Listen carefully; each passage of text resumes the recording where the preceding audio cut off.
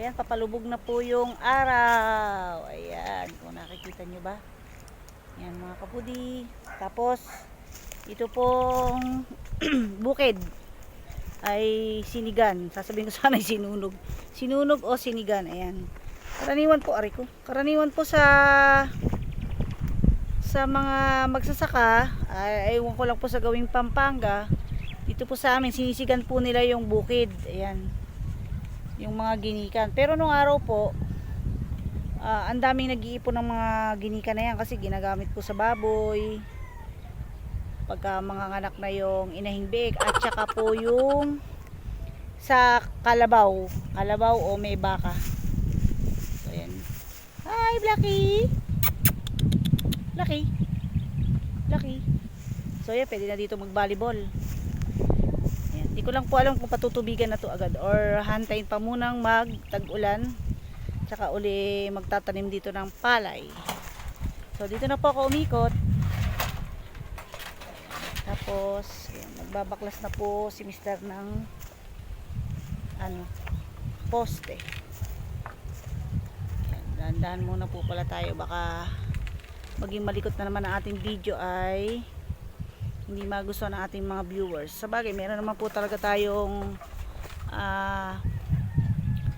ano po ba tawag doon, yung full support po talaga sa Rowena Puts to Go na ano man ang mangyari, kahit gulo-gulo yung video ay patuloy pong sumusuporta. Ayan, yan po yung ating mga loyal supporter na talaga naman po ang gusto po ay makatulong. Thank you very much po sa inyo.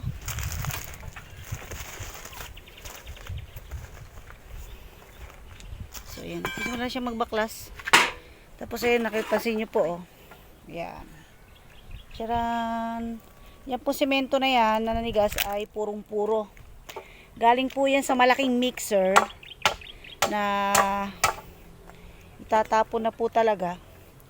Pero dito po nila ibinuhos, kaya ayan, matibay na matibay ating pundasyon.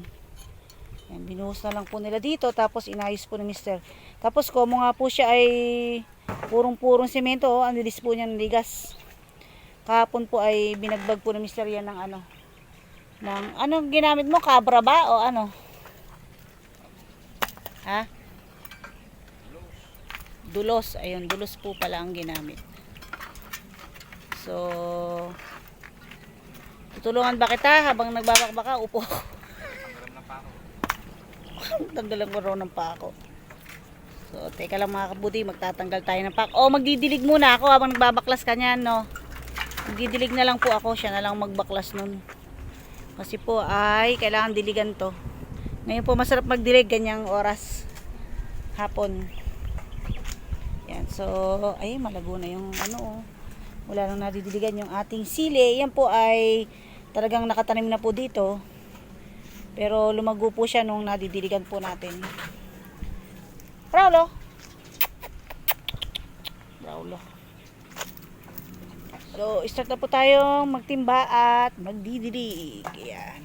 Dilig-dilig na tayo. Actually, siguradong patay na naman yung poso.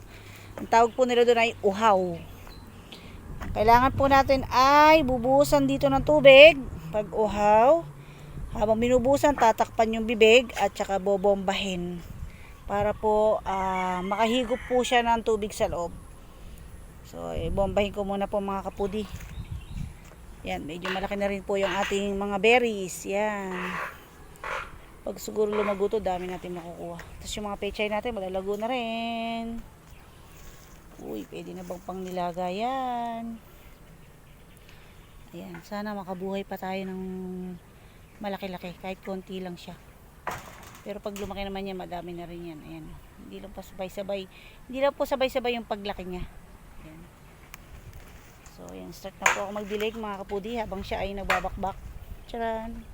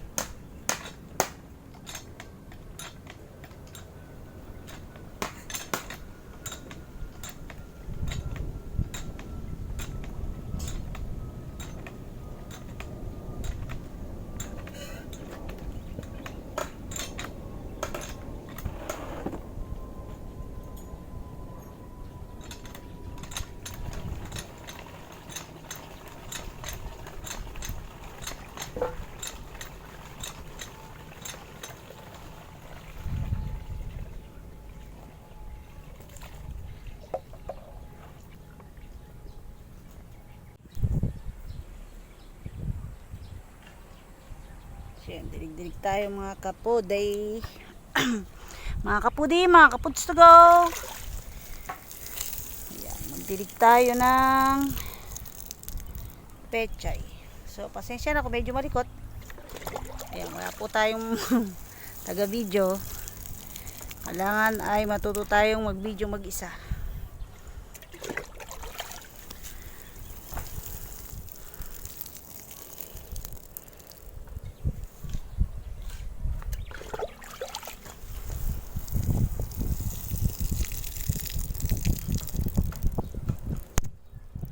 Ayan po, ayan, nabaklas na po yung mga kahoy. Ayan. Wow, dami nilang nilagay na forma sa isa lang. Bakit kaya? Kasi puro no. Ayan. Overtime kami. Ayan po, OT kami, OT. Yan. Tapos babaklasin na po niya. Babaklasin mo na yero. Maya alisin mo rin mga pako. Baka makapako. Minsan kasi alis si doktora baka mapako. Ako. Buti na tulog si doktora ngayon. Nag-aaya pa naman ho kanina na magdilig kami. Sabi ko, yung daddy lang niya. Pero, ayan, nasama rin po ako. Inaya niya ako magbaklas ng ano. Kung malamig na. Tapos, nakatulog si doktora dahil nagtiklop daw po siya ng mga damit. Yan. Yung mga sinampay, ha?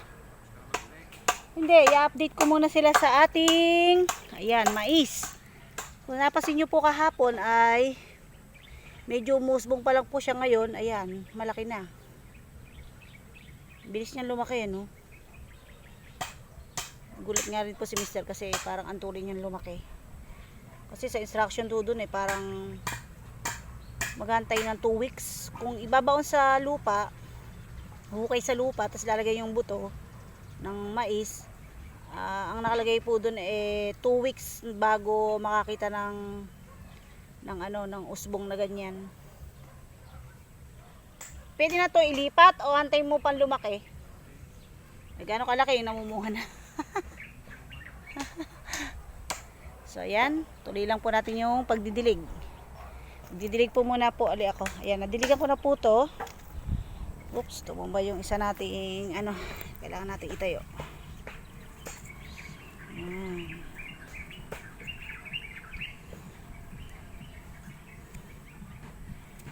So bukas naman po ay doon po kami kay Sir Maki Moto at Regs Vlog Builders, kasama po si Tongs TV at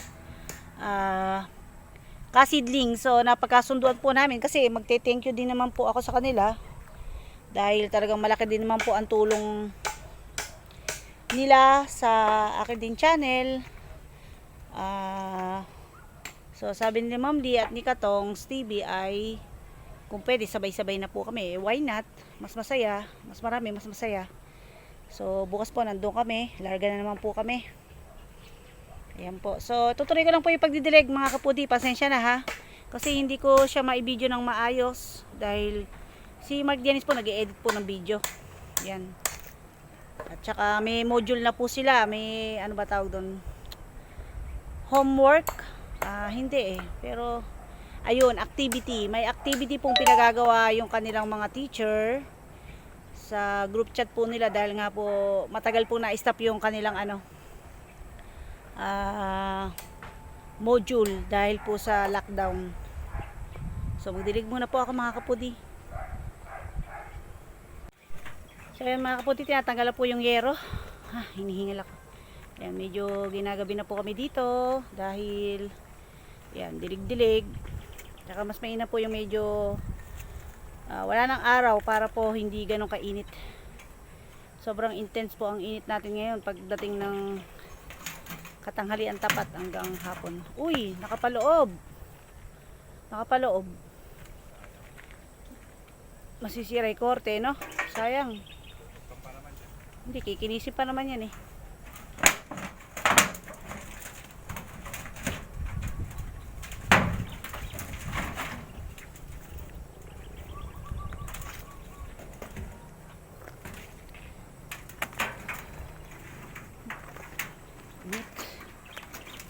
Dami akong didiligan. So yan mga kapudi, gabi na tayo. Diyan. Kaya ba?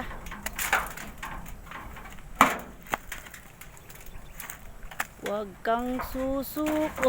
Huwag kang...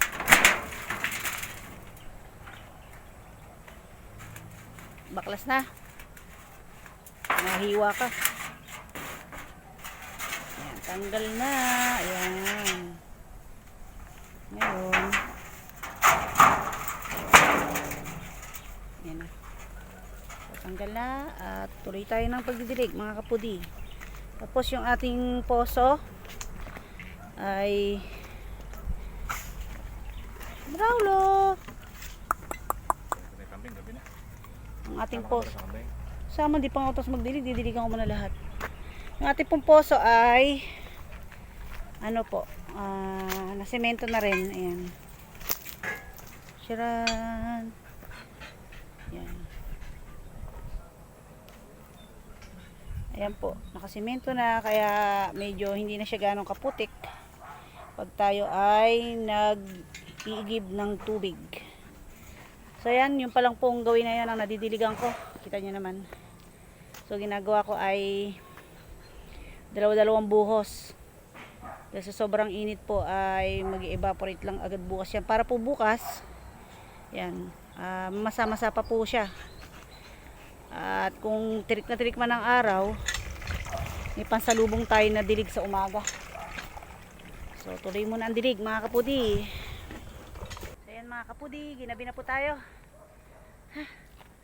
Nakatapos na po magdilig. Siguro po mga 6:30 na or 7, hindi po alam.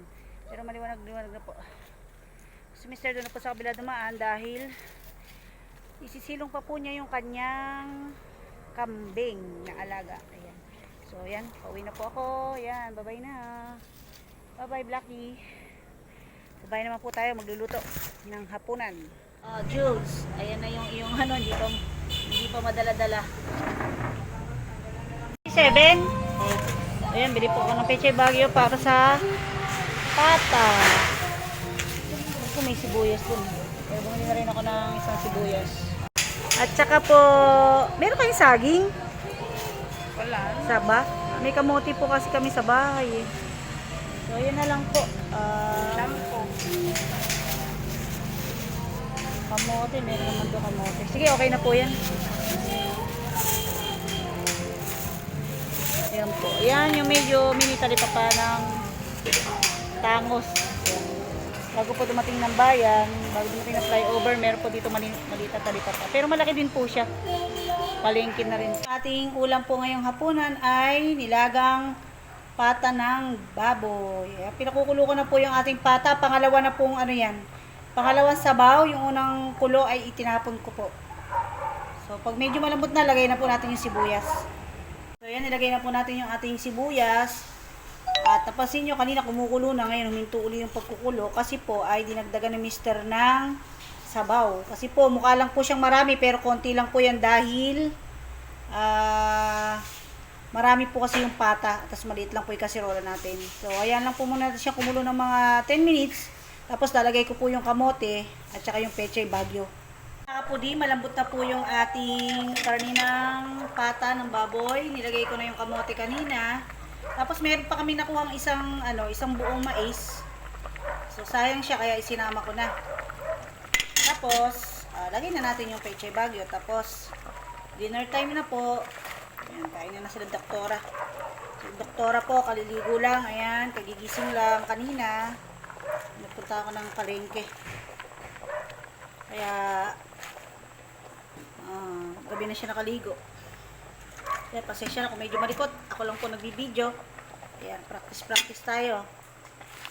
Hanggat maaari. So, yan lang po natin yung ating gulay. Tapos takpan na po muna natin.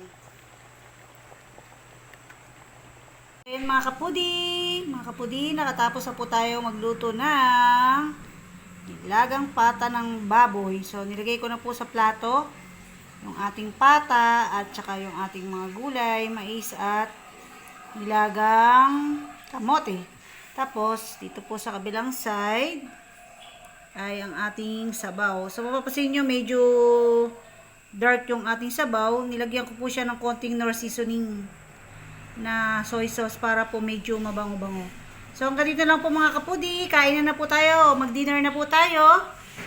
At kumain tayo ng maraming gulay at mga healthy foods para po maging healthy ang ating katawan panlaban po sa COVID-19. Hanggang dito na lang po. Thank you po sa lahat ng mga sumusuporta, sa mga nanonood. God bless po ang lahat at dobling ingat. Bye-bye.